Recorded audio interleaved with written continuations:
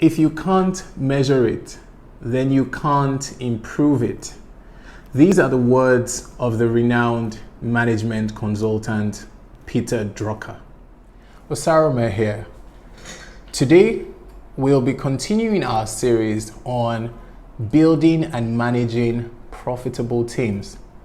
But before we move on today, would like to really thank you all for sending in your questions and comments. And we promise in the next video to answer a lot of the questions that you've sent in. Today we'll be focusing on performance reviews or performance appraisals, as you may call it.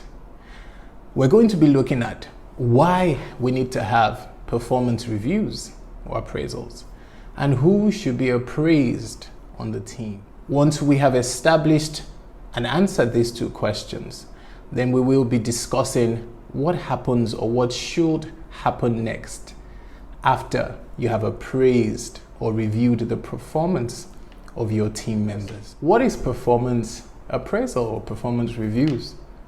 It's an opportunity to really understand what people are doing on your team and define clearly what the expectations are and what success looks like for each person that you've hired on your team. It's that conversation that helps you really identify what the gaps are within your team and decide what steps or actions are necessary to improve performance. Now, who should be appraised? Everyone on your team really should be appraised. It's important that you know whether people are performing at the levels that you expect them to, or whether they're performing below the levels you expect of them. Now, a lot of organizations we have found usually just make decisions on performance based on a lot of subjectivity. We're going to be talking or sharing 2 tips on how to conduct your performance appraisals, such that you're giving everyone on your team the best opportunities possible. So number 1, we say is be objective. Now, this is a pretty tricky one because sometimes people struggle to get as objective as possible. Be clear about what you're trying to measure. Have a system or a guide that helps you really identify clearly what is going to be reviewed or appraised. And have a rubric, we like to say. A rubric is really just a document that outlines the different levels of performance within your units or departments. That way, anybody who is conducting the appraisal process in your absence or in the absence of whoever has been saddled with this responsibility is able to make informed decisions without bias. An example would be some people or some organizations during their appraisals will say, "Oh, you've done well." And if you remember when we talked about feedback, we had said being specific.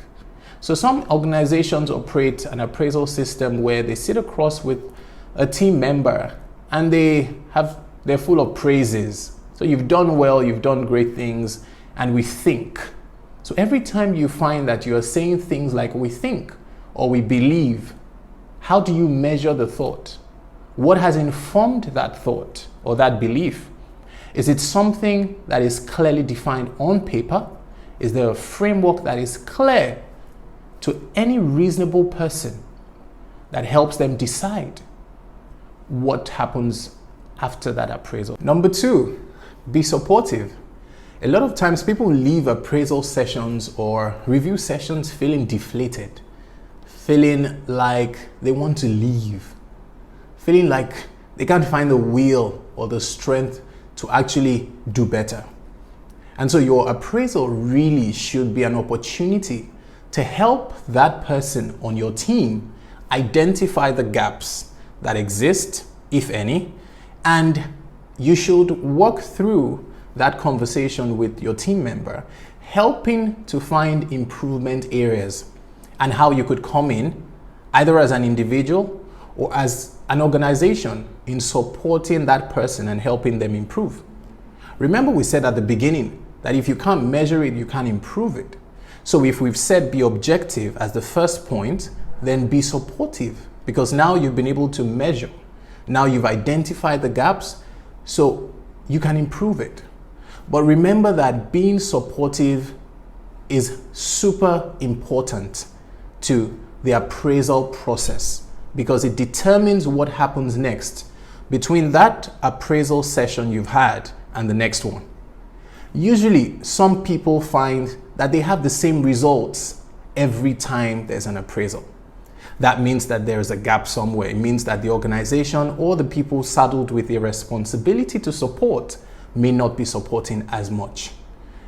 You should have, in your performance review or appraisals, with every subsequent session, there has to be some improvement. Both sessions cannot be the same. So remember to be supportive to your team members during your appraisal period. And we're saying that identify. You're not going to give all the support in that session, but identify ways. Come to some sort of agreement, mutual agreement between yourself and the person who's being appraised on certain steps, actions that will be taken either by the organization or by yourself to support them over a defined period of time. That way, you are fulfilling the purpose of appraisals or performance reviews, which is to improve the performance or productivity of your team members. So we hope that these 2 points we've shared today will be very helpful as you continue to build and manage profitable teams. Remember that your appraisals don't have to be just once a year. Decide on what is convenient for you and for your team. Make sure that people are able to get the support that they need. Make sure that you're as objective as possible so that you're not biased in your appraisal systems. Very important. And remember the words of Peter Drucker: if you can't measure it, you can't improve it. We look forward to hearing from you, receiving your questions. Please send us a DM or drop a comment and share with us how these tips are really improving and helping your business. Essentially, we want to be able to help you do better now that you know better. So we look forward to the next time that we'll be discussing something else that's really important to building and managing profitable teams.